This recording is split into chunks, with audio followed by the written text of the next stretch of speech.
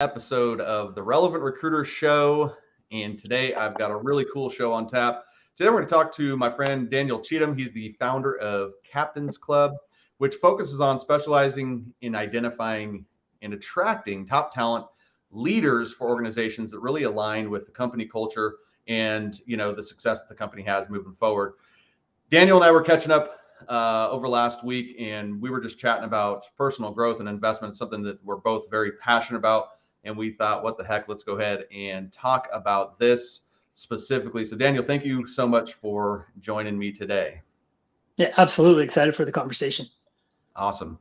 And for those of you that are with us here live, feel free to tap in, ask any questions as we get going in this. Make sure you give a little likes on this here so we can get some more organic reach from it. And also let us know that you can hear us here today. And my last little, kind of formal thing I need to do here is make sure you check out this podcast. It's on all major channels: Apple, iTunes, Spotify, Google, all of those things, wherever they're at. And you can also check it on the YouTube channel. So now that we got all the fun stuff out the way, let's get into digging into some personal investment stuff.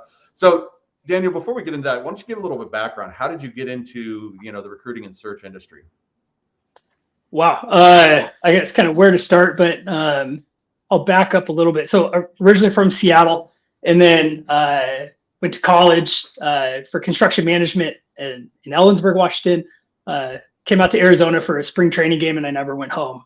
So I transitioned over to design management. And at that point in time, ended up sticking around. I think it was just really expensive procrastination, but I got a master's degree in what's called design studies or evidence-based design. So a lot of qualitative research, specifically how to design hospitals safer and more efficient. So interviews, surveys, critically appraising evidence to make decisions, things like that. And then after graduating, had to get paid. So I started recruiting, just like everyone. And I absolutely loved it. This guy, his name's Charlie Stoops. He was sort of the business development manager at a small consulting company. Gave me a shot, and we started actually placing project managers, some stuff in life sciences, but really I've always been into buying and selling things and flipping things. And so I just had that hustler's mentality. And then from there, I actually recruited, it was a small outfit called Business and Decision, Microsoft Gold partner. I actually recruited our top competitor's top billing developer at the time. And I got a call from them, and it was a pretty sharp call of, who are you? What do you think you're doing? We've never heard of you before. And that developed into a relationship, a friendship, and they ended up recruiting me over there to fill someone's seat. Learned a lot more from there. I was there for about a year and a half, and then went to a Fortune 500 company. I had this mentality of, going to Fortune 500, I'll learn all this stuff. I got chewed up and spit out of that so fast. It just was not for me. It was very clear, like, oh, here's your 4 roles. You report on it daily. And it was just like, I wasn't amazing people there, but the role just wasn't for me. And at that point, went to a VC-backed software company, SaaS business that empowered entrepreneurs. And I really don't have an entrepreneurial family. But this gave me exposure to people just like me that had started businesses, that had taken risks. In our company, it was called Infusionsoft, small business marketing automation company. Yep. And loved it. Like, the company lived and breathed entrepreneurship. And so I was there for about 2.5 years, specifically in product management and technology recruiting, working really closely with our chief product officer, Terry, and it was amazing, but I really had to scratch that entrepreneurial itch. I see all these other people doing it, and I was like, I got it. Now's my chance, single, no responsibilities. So I left, partnered up with 2 other people to start a product management search firm, realized I was terrible at business development, been out of the game for a while. So I approached a bunch of executive search firms here in Arizona. And as a referral partner, I was like, just give me any contingent roles, give me your garbage, I'll fill it. And one of those companies was an amazing business here locally called Y Scouts, and got sweet talked into working for the man once again. But it was the most amazing experience working in a retained executive search firm. And so I was there for 4 years as a search director, sat in a director of operations role. I sat as head of executive search, And that's really where I honed not only my skill set, but my passion for recruiting. And so after about 4.5 years there, Donnie and I started talking and really realized that it was a viable option to try my hand at entrepreneurship, so to speak, once again, and starting my own business. Right. And so that's kind of how I, without diving into what I do today, that's the long and short of my journey to this point. I love it. I think I've interviewed it's probably got to be approaching 100 people on this podcast now. And I don't know if anybody that's gone to school to be a recruiter. Everybody has like a similar story, right? That, well, I went to school for this and then I needed to make money and then I started recruiting. I really liked it. And then, the rest is history. And I think that's really cool. Which is I think it's kind of a shame. Like it's such an important thing. If you survey CEOs, if you survey executives, like what's the most important factor in your business is recruiting, talent acquisition, and right.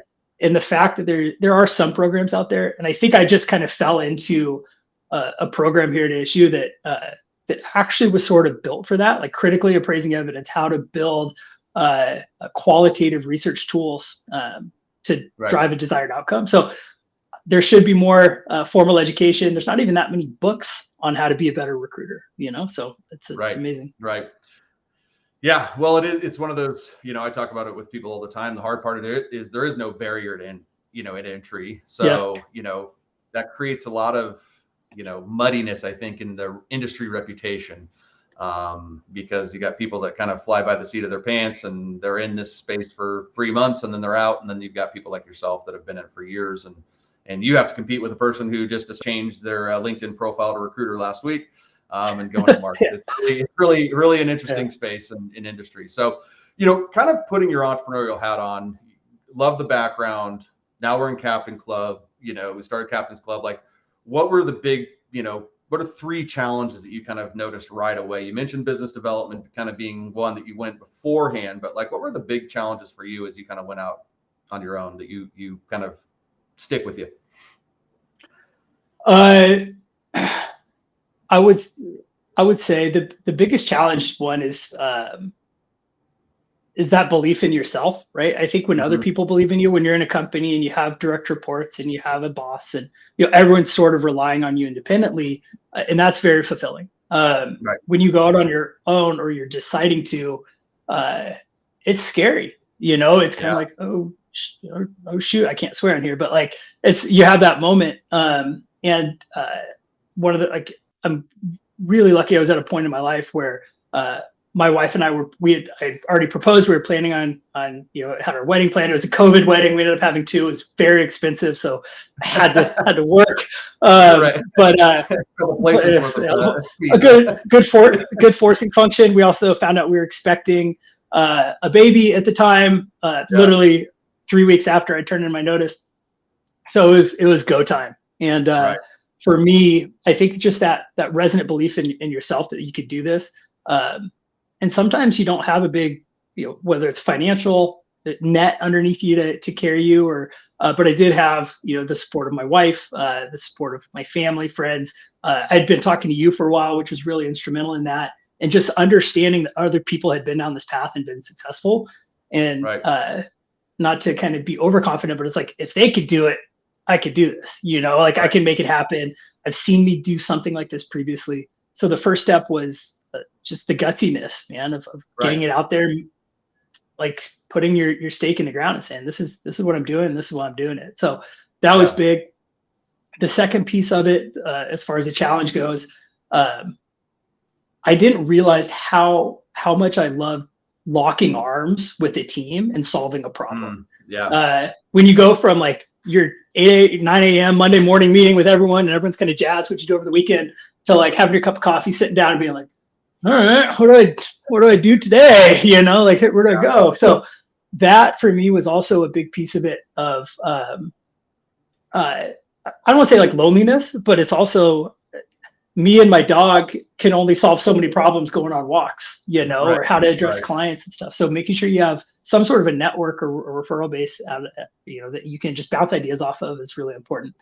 And the third piece of it is, it sounds sort of like figuring out a niche. What does a niche mean? Why is it important to you? What are you actually good at? And I'm still struggling with this at a high level. Like, do I really want to be the expert at an intersection of industry and skill set, right? Like most boutique Right. firms.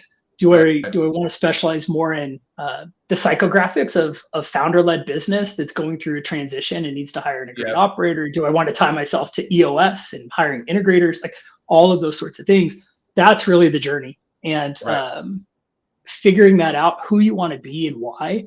It's more of a meta question, but that's probably the third biggest thing. What do I want to be when I grow up? Right. Like, who knows? So those things. Well, yeah, I think that's one of the things I always ask people is like, well, what do you want to be, kind of known for and remembered by? Right. When people come through my program in the niche, I think that sometimes that helps is like, sometimes we're so focused on the business of like, well, let's go up a level, but like, well, what do I want to do? How do I want to be remembered? Where's the impact that I want to make? And make it more playful than like, pick a niche and stay in this hole, So I appreciate you sharing that. I think that's pretty interesting. Everything you shared. I think the fear of failure, being an entrepreneur. I mean, that one I can definitely resonate with big time. Kind of tying into that and into personal development, did you kind of start into, your journey of personal growth? Did that happen before you kind of went out as an entrepreneur, or was that something that you've always kind of been, or like when did you really kind of double down on like, I'm going to invest in me to make sure this thing goes? Yeah. I don't know. I've always, I guess where it started, there's one of like the kind of seminal works, I guess, in my life is Ralph Waldo Emerson's Self-Reliance. It's an essay. I suggest everyone read it. But it really is about like trusting in yourself, understanding patterns, understanding how you absorb information. Trust thyself is sort of the main thing that goes through that. Right. And my mom and I went on a trip when I was in high school to go to his house on the East Coast. And I mean, it was like, I really started reading a lot of like Ralph Waldo Emerson, transcendentalism and stuff. And so that's more on the philosophical side of things. And then college, right? You kind of get mixed up and you meet a bunch of people and no one knows what they're going to do and why they're going to do it. And everyone has grand ideas, but there's zero execution, especially at ASU. But, I learned a ton through that.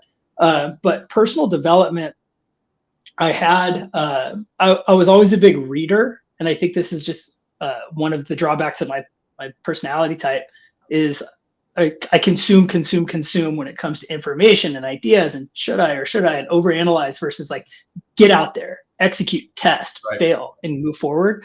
So I think once I had more stability, and that sounds kind of crazy, is like once I actually had some stability in my life, with meeting my wife Laura, and even when we were dating, it helped set a really solid foundation that I was willing to take more risks. When it comes to personal development, I was really into like Ryan Holiday's books, Tucker Max back in the day. He had this thing called Rudius Media, and it was a website, a forum. I think it's 2006, 2007-ish. But it was people posting just really interesting ideas and businesses they had tried and starting books and why they were writing them. It was just, I kind of got consumed with that. And that was when I was like, all right, I want to work for myself one day. I really want to do this. And so my career trajectory, all of those working, running a full desk, running in a Fortune 500 company, kind of in a services division, being a corporate recruiter, understanding internal hiring processes, and then executive recruiting, sort of were all building blocks into the skill set that I have today. So I really looked at that. There's a I know we're going to get to like resources, but there was a book, I think it's by Reid Hoffman. It's called Alliance or The Alliance. And it talks about like this whole notion of I'm going to work at this company for the rest of my life and they're going to invest in me. I'm going to invest in them. It's this journey. It's like, that's all kind of a crock, right? We all know it. And and so you go through and just say, I'm going to give you 2 years of my life, and I'm going to forward your company forward. I'm going to work hard. But at the same time, I'm going to be developing these skill sets so that I can go do what I want to do. And if you have an open and honest conversation about that, that's really impactful. And so I always kind of looked at, you could say early career exploration, job hoppiness, whatever. I was very pragmatic in how I approached that journey to get where I am today. Right. Now, what are the areas, I know obviously we work together, so I know you invest in yourself in business, but like First off, let's just stay with that. Like, what areas from a business professional have you invested in? I know you've invested in my program. I would guess you've invested into other things. Like, what are the areas that you've kind of invested in that have helped you out? Yeah. So yours was sort of out of the gate, and I was lucky enough. I got a couple clients. I got referred in some business, so I didn't have to rely too heavy on the business development side of things, and that just rolled, right? Just being Right. doing what you say you're going to do, delivering results. Yeah. I think kind of speak for themselves. So lucky enough, I didn't have to do a big push on that front. As I've matured and kind of set the vision of what I want Captain's Club to be long term, understanding productizing a business, understanding having more package based or offer based to deliver value faster upfront versus, hey, trust me, and maybe I'm going to deliver something in 3 months. Like, that's a very weird thing to sell at a high ticket, right? So how do I instill trust, get paid for it upfront? So I invested in his name's Ray Green, repeatable revenue program. Learned a ton through there. Went through all the videos on that. Good online forum, good community, but that's not recruiting specific. I think I was the only talent acquisition recruiter person in there. Everyone across the board, totally different skill sets, but people were working on productizing their service. So that was impactful for me. Still working through that. The biggest thing about entrepreneurship, or I think going out on your own, there's a difference also between owning a job and owning a company. And I'm still working on that a little bit. But that opened up a community of other people like me that are going through these challenges. And so now I'm in EOA. So Entrepreneurs Organization, if you're familiar with it, you have to be have $1 million. You have to be the founder of $1 million company to qualify. Not there yet, but there's a program called EOA, which is the accelerator program to get you to $1 million in billings or revenue. So join that. A bunch of like-minded. You have to prove, I think 250,000 in revenue and a couple things there to qualify for it and interview. But it's a great group of people. You meet monthly. Everyone holds each other accountable. So that's that next level of personal development, is being around other people facing the same challenges. And then you have a chair who's been an EO, who has had a multi-million-dollar business that's helping you see things along the journey. So that's a piece of it that I've invested heavily into. And money becomes, you kind of qualify, like, oh, that's just a business expense. I'll put it on the card and run it through, right? So who cares? But it's your time and it's your attention is the most important thing. So you really gotta find the value in things. And I'm the other thing, and I don't mean to ramble on here, but if you want to have a 5-star experience in anything, if you want to have a 5-star experience at a restaurant, you have to be a 5-star customer. You have to walk in, this is going to be the best experience. I'm super happy to be here. I love this table, all that sort of stuff. So same things with programs and coaching. You have to be all in, or else you're not going to get the experience out of it. And so I think that's the other thing I've with personal training, physically, we can talk about that, coaching.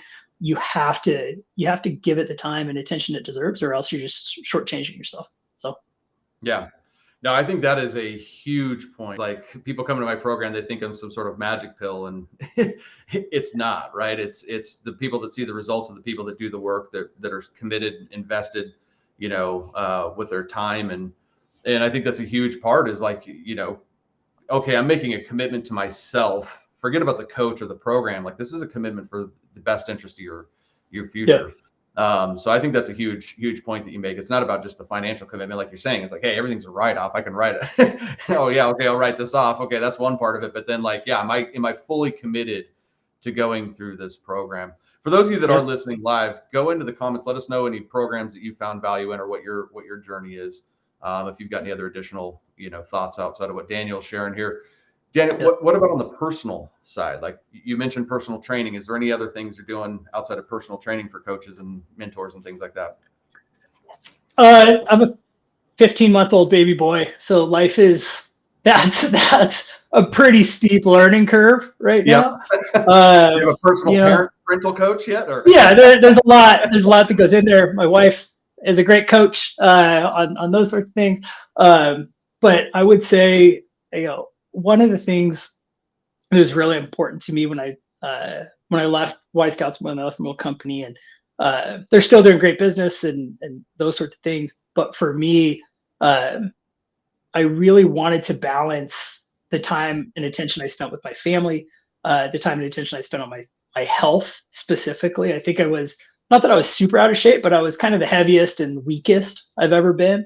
And I tried a bunch of different things, but there's always a commitment to someone else, right? I have commitments now to my clients, but I control things a little bit more. And so for me, the overall goal, it sounds super corny, but like you have 24 hours in a day, 7 hours of sleep, 7 hours with family, 7 hours at work, and then 3 hours on my health, right? So that's like maybe like a 45-minute walk, one hour in the gym, and then a nap or meditating or reading. But that sort of block, if you can live that sort of a life, I think it's pretty good. And so going out on my own was important for that. But as far as personal development goes, I made enough money to sign up for sort of a gym, like personal training, and the results have been just amazing. And again, typical like start stop on stuff. I signed up. I was super jacked to like go in and like I was like, oh, I got my water bottle, you know, this guy and all this stuff, and get there to go. I went in, worked out, got COVID, and I signed up for like this 13-week boot camp, right? So now I'm out for 2 weeks, come back, I go to lift again, and just push myself way too hard. I got something called rhabdomyolysis. It's called rhabdo, if you've heard of it before. Ended up in the hospital for 5 days, 6 days, you know, and it was basically it's when you, I think it has something to do with the COVID, but basically your muscle starts eating itself and produces enzymes that block your liver, and you can go into renal failure and stuff. So, but it was just like setback after setback after setback for going in there. And I went in, it's called 5-Star Fitness in Scottsdale. If anyone's there, quick plug. But I tried to quit twice. And I basically right after that, I said, hey, this is just too much for me. I got to focus on my business and stuff. And literally it's like, hey, don't even pay. Stay on the program. We'll see you tomorrow. Just come in and walk on the treadmill if you can, right? We're going to get you going. You had goals. We're not going to let you give up. And then stuff started happening, personal stuff. And then on New Year's Day, I went in and I was like, I can't commit to a big thing. And Jay was like, I'm not letting you quit. Like you're not quitting. So put me back on the program. And so since then, I'm, lowest body fat percentage, strongest I've ever been in all my lifts, going in 3 times a day. And it was because like, literally they were just like, no, you had goals. You came here. You're not quitting on those. Like you don't quit on your business. You're not going to quit on this. And what's more important to you? And so for me, having a coach in my corner to do that is invaluable. And so since then, go ahead. You would have walked. You were out. You were done. Oh man, I tried to twice. Like came in head down, like, oh no, I got to go have this conversation. And it was just like, like you're doing that right now. You're going to regret this in a week. So we'll see you in a week, and that for me was super instrumental. And since then, finding other people like that if I tell someone something's important to me, they're like, you told me this is important to you, so let's get it done. That's it's helpful.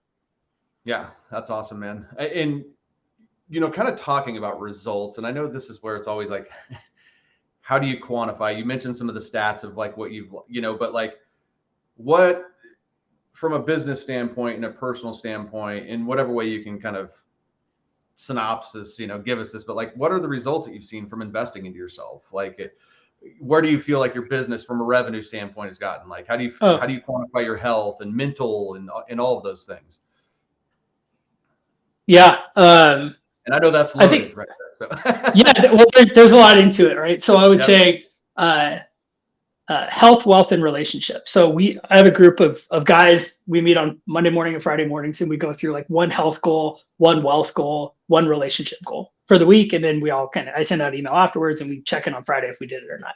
So I guess that's just the framework my students. So from a health perspective, since before kind of going out and really investing in myself on that side, I sleep great. I track everything. I'm almost benching 225 now. So that's good, more than my body weight. So that was kind of my goal. I wanted to be at 185 with 18% body fat. Not there yet, but I'm getting close. And so that's very quantifiable, and you can see progress, which is amazing.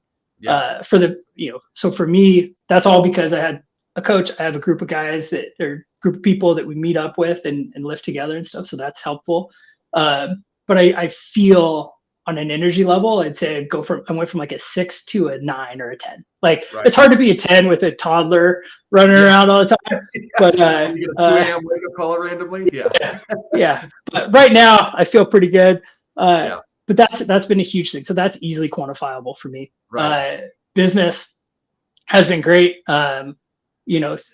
Just since starting, from my business, I guess we'll just put it out there. But, as far as billings go, well over 500,000 in the last, 24 months, and continuing to grow and getting good clients on and delivering. And so for me, quantifiable, that's huge. If you would have told me 2 years ago that would have been the goal, and I'm not overexerted working 90 hours a week or just crazy, like it's a good balance. I have good boundaries with my clients and I deliver. So those are things that are important to me. And now I've been kind of squirreling money away to hire and actually move from owning my job to owning a company. And that's the next phase and shifting gears here. So that's been huge. And then relationships wise, like I have a son, my wife and I are happy. My parents moved from Seattle out here. I can grab lunch on a Tuesday with my dad, because I want to, versus like, hey, I got to move this asking a boss that I have to do that. So those sorts of things.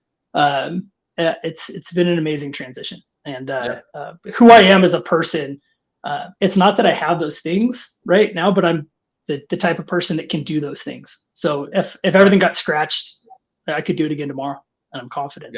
So I think that's really cool. I was just going to kind of ask, when you kind of shared with it, some of it is a lot, this investing is allowing you for more revenue, freedom, right? You kind of building your own life, kind of choosing what you want to do and what you want to create. I think that's really, obviously a very powerful position, but, how do you feel like, you investing in yourself has impacted, you mentioned, for example, like your energy's up. It's not at a 10 because we've got the toddler, but that's one of the ways your personal investment has impacted your life. But how would you say, it's impacted your relationships and your career and your, we've already talked about the health, but where's the ripple effect, kind of the trickle down with all of this? It's the one thing that can never be taken from you, right? So say I want to invest in, I wouldn't say now is the best time to buy a house, but if I wanted to go, squirrel money away into real estate, you could, into the stock market, good luck, like all those sorts of things. What do you want to do with your money? Do I think I'm going to get a more than 15% ROI on $5,000 or $10,000 invested into me? You bet. And it's not just the money you put in there, but it's like, I know the time and effort I'm going to put behind it. So that's where it's an easy decision, especially if you think about, there's no one knows what the hell's going on with the economy, right? Or recession, we're going to die, and all. It's just like, it's chaos, right? So control what you can control, continue to get skills and build valuable skill sets and be around people that are like-minded and optimistic is the best way to do it. Cut out as much negative talk as you possibly can. Get an inner circle of friends or of people that are driven by the same things you are, and invest in that. And it's the only place. It's and I grew up Jewish. I'm Jewish. Learning scholarship, the pursuit of knowledge is really important for that very reason. We're a very paranoid tribal people, so to speak. And so the more you learn and the more you can hold on to and take with you, the better. And so that's how I always look at it. It's the one thing that can never be taken from you is what you learn and what you invest in yourself. Yeah, no, I love the way you put that. I mean, we definitely really align on that. And that's, I think, why we're having this podcast today is like, that's for me. I mean, I'm spend probably $3,000 to $4,000 a month on coaching. I'm always working with a coach, and it has nothing to do with them as much as it has to do with me. And I am 100% confident in my ability to, I know I'm going to put in the work. I know I'm committed to these types of things. And I think it's the most important thing you've talked about. I'm just going to, reiterate that, right, is making sure that you're committed. But once that, it's less about the coach, it's more about you and what, you knowing how you're going to show up and be committed. Everything for me, I always know I'm going to return the investment on. The best ROIs I've ever seen, have been just like you, investments in myself, right? And so, I think that's really the other thing with that, with coaches and stuff. A little bit of shame goes a long way. So like if you show up and you haven't done what you said you're going to do to a coach that you're paying, it's like, Yeah. okay, you know, like you walk around, you leave with your tail between your legs and you're like, never again, you know, I'm not going to do that. So Right. that's the big thing. Accountability is critical. Yeah. Now I talk to people a lot of, prospecting calls every single day, and every single day I witness people basically choose to stay stuck, right? Where, they have an opportunity to up level, and very rarely do I get somebody that says, hey, like, your program's not a fit. It's usually them talking themselves into like, hey, I'm not going to invest in myself. And then they use these fun little analogies like, well, the cart before the horse, or the chicken or the egg, and all these different things. But the bottom line is, you've chosen to stay in the same exact place, right? Like that coach collided with you when you were like, no, I'm done working out. Mm-hmm. And you were basically choose to stay in the same exact spot. And he came around like, no, come back in. I think many people shy away from self-investment due to, we already took time, right? Money, and then like the effort that it's going to be required. Like how do you weigh the costs versus the benefits, right? How do you have like a formula you use? I know you just talked about you kind of bet on yourself. I think that's the big one, but is there anything else for you that like? So I think we'll talk sort of on the fitness side first, and then kind of on the professional side. But on the health side, having a $39 a month gym membership and an app that has a couple workouts for you, you're like, it's easy to skip one, right? It's easy to say, oh, I'll get it tomorrow, or I'll leave 20 minutes early. But if you're paying $100 a week to go lift three times, with a group of people, which is $500 a month, that's a 10x investment. But you're going to get about 10x the return on the discipline, on the routines, on not shying away from difficult things, right? So that's how I've looked at that. Is like, the more money I invest, the more I'm putting into it because of the impact there. So for me on that side, that was a phase shift of like, it's not because you're paying a lot of money. It's because like, that's holding you accountable to a higher standard, a higher standard of service to yourself. Right. So that was a big piece. And then on the business side, same sort of deal. And one of the funny things is when you're pricing a search, so I do flat fee retained executive search. So usually working directly with the CEO, founder of the business, and we're hiring in a key executive, whether that's a chief operating officer, division president, GM, something of those sorts. If I know what it costs, to work with me, I know where I price things. If I reduce that by 10 grand, right? What am I getting out of that? I'm not getting money. So what else is there? Is this a new challenge? Is it building a portfolio? That's an invest. I look at that money as investing back in myself. So what am I also going to do with that is really important. So I try and look at things on that front. But from a business perspective and tooling, I really look at recruiting executive search as a craft. A quick example of this, I guess, is like I leverage behavioral profiles, behavioral index. Mine is predictive index. I think it's the industry standard. I love it. But I went through, invested in getting certified because previous clients or other people were already using it. So I was like, well, I need to know about this. So I'm going to get certified in it. And then it became, I could be a partner. So not only that, I can actually sell it along with my product, and they own all the data and all this sort of stuff. But I wouldn't have even recognized that as an opportunity to make recurring revenue in my business if I didn't invest hours into learning the platform, going through their program and doing that. So anything I can do to invest in myself, I set up a budget, from my bottom line that gets reinvested into my skill set and course, things like that. I did another one I forgot to mention. Kellogg School of Management has this like sales mastery toolkit class. It was fantastic. Like it was really fun. I think it's an 8-week course you go through, but that was another one I'd recommend for people that maybe haven't been in a sales or business development seat.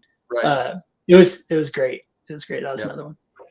Yeah, I think I love the way you kind of look at it with like, hey, this is your craft, this is your skills, right? And I think a lot of people overlook that as like, hey, if I see an opportunity, hey, people are talking about, behavioral analysis. Cool. Let me go get educated on that. Let me build myself in as an asset and a resource, and when you invest in yourself, you're really kind of doing just that. You're building yourself into something that's truly invaluable, in my opinion. Yeah.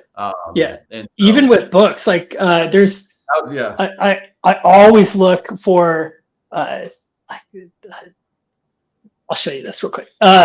So like I have a ton of books here. I probably have more recruiting type books than anyone, but this one, Search and Placement, by Stephen Finkel, Larry Nobles, was like this is the Bible for me.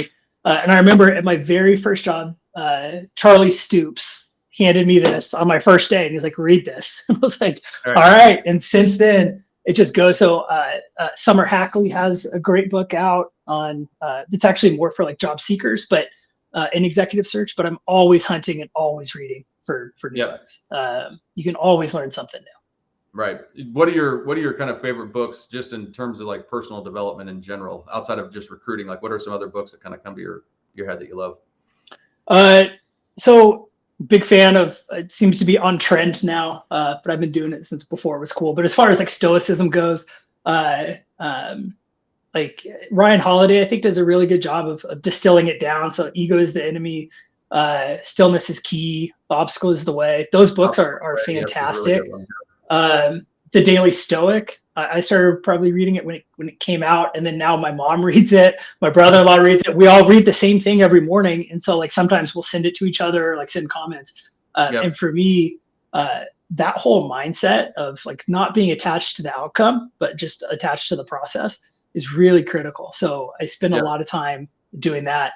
I try and stay abreast of things that are going on. So there's a podcast called My First Million podcast with Sam Parr and Sean Purry. That's fascinating. That was kind of got brought out of Trends. It's a Trends group. It's TRENDS.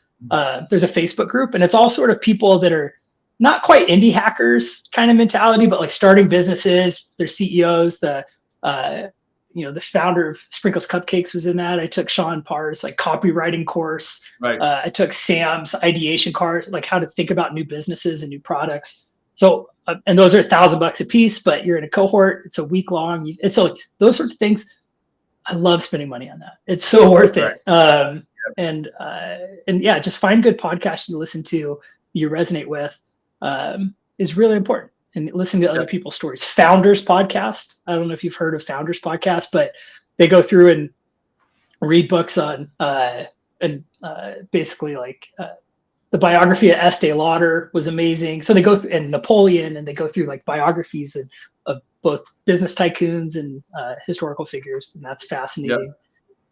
So that I think the biggest thing is realizing how grateful we should be. Like life is pretty good, regardless of what's going on right now. Like you're not in a trench in World War I, with gangrene and about to die. We have so many things to be grateful for.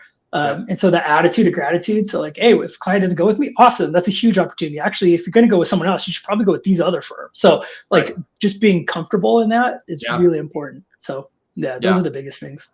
I love that.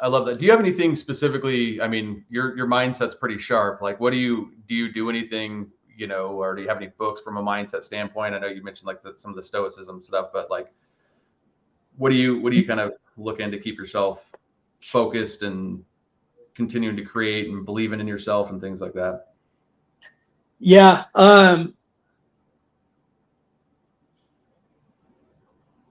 Yeah, I love biographies. Like I really like reading stuff like that. That really gets me going because people have faced such adversity, and everyone has stories. Everyone's going through a bunch of really hard stuff, right? Yeah. But sometimes it's not as hard as what other people have been through, and so you kind of just get the wind to your sails there. I was looking over. This is kind of my bookshelf.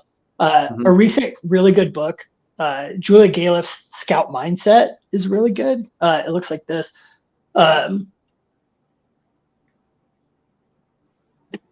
Looks like that. But anyways, it's why people see things clearly and some don't, right? And so how to have a scout mindset and you're always trying to make a better map of the landscape. And it gives you tools to do that. I think we all have, we think things are a certain way. We think truth is something. We think blah, blah, blah, blah, blah. But really, you have to understand where other people are coming from and really critically appraise evidence. So I like that. Um, my wife will laugh. Strength finders wise, like, and this sounds terrible coming from a recruiter, but like empathy is my very lowest line. Like that's like the biggest opportunity for improvement, or however you want to say it, right? Like, so Right. I swear I don't have like a lump of coal for a heart, but it's a discipline that I really have to work on to say, let me understand, like, first, like, why wouldn't you just make this is the best decision for you, just make this decision. I don't understand why people won't do that. So really understanding what's coming from, what blockers, Right. and spending time on that is really important. So those things is really what I focus on. Yeah, that's good stuff. There's the other one would be The Minimalist Entrepreneur by Sahil Lavingia, I think is his name. Okay. Is sort of the most practical. I read it a year after starting Captain's Club, and it helped me shift into like, oh, this is how I should start a real business when it comes to like how to get an offer out, how to test it, how to get a couple clients, how to reiterate, like. And so that's it's the most practical book to startups. You know, from for a entrepreneur to read, I guess you could say. I love it. Good stuff, man. Those were all solid recommendations. I'll definitely be taking you up on some of those. That Scout one sounds really interesting. Take a look at Positive Intelligence if you've never listened to that one. It's a really good kind of understanding your brain, how it works, how we're kind of the voices that show up. Is it a podcast? No, it's a book by Shirzad Shamin. It's he basically breaks down like every one of us has like a heavy judge right in our head. So that's the voice that constantly shows up and is judging you, and he kind of explains things, and like I had a lot of aha moments in that book, just because he kind of breaks down how your brain works in a very, I think, elementary way. And you know, the judge, I think, shows up for all of us, and everybody has a heavy judge, but then we also have this other, each one of us has different ones. So for me, it was high performance. And so like I was always judging myself, and if I wasn't always highly achieving, then like I was always getting frustrated, right? And the whole idea is to like, when a lot of times we're operating out of need to do this instead of like operating out of desire and wants and learning how to work out of what he calls the sage. So it's a really cool mindset book around, you know, just how the power of brain and things like that and thoughts. So there's one more that brings to mind. It's called Switch by Chip and Dan Heath. And it talks about how to change when change is hard. So it's I think it's good for now a couple more recommendations coming in, but so that's a great one. How to change when change is hard, and talks about like the elephant, the rider, and the path. And so your logical brain, what you think you want to do is the rider, your subconscious is the elephant, and the path is your environment. And no matter how hard you tug on the elephant's ears, it's just slowly meandering, and I'm going to go around this tree here. But like, if you really want to get the elephant to go where you want, you got to get off and you got to clear the path up front, right? So like, you got to set these boundaries in and make a path for your subconscious to go and address that. And so that was a really, I recommend that book a lot to people that are struggling with change. What's the name of it? It's called Switch by Chip and Dan Heath. Yeah, cool. That's an excellent one. Another one that changed sort of my perspective was A Company of One by Paul Jarvis. And it's like why staying small is the next big thing. So it talks about like 1 to 3 people businesses, but it's excellent even if you're an employee, but how to think about yourself as a business and how to treat yourself as a business, and how to improve. And that's a great book too, is Paul Jarvis's. Beautiful. Dang, man. Lots of knowledge dropped today. Thank you for being transparent, sharing your journey, sharing all the resources and coaches and books and podcasts, and just, you know, sharing your story, man. I'm sure people are loving it, that are listening to it right now. So a couple of last things. One, where can people connect with Daniel? Yeah, LinkedIn, Daniel Cheetham, Captain's Club is the easiest way to connect with me. That's it. I haven't spent a lot of time on like business socials or stuff like that, like I should be, but yeah, LinkedIn's where I hang out. Got it. And last one, this is your expert tip of the day. You know, for those that are kind of on the fence, you know, unsure and you know, how do you get started on a personal growth journey? what advice or actionable steps would you recommend for somebody who hasn't taken any steps like this yet? I don't know. You gotta want it, and it kind of has to be. You gotta figure out like your future self. So this sounds sort of weird, but like, where do you want to be, and why is that important? For me, when I realized I was having a son, I was like, shit, I need to be in better shape. I want to be who he admires, right? Like I really want to have that and become that person. So what's important to you? What's valuable? And even if you just say, hey, I want to have an easy life. I don't want to work super hard. I want to make $100K a year, working 30 hours a week. Cool. Like that's amazing. Do that. Right. Like it's not about getting more and consuming more, but what type of person do you want to be?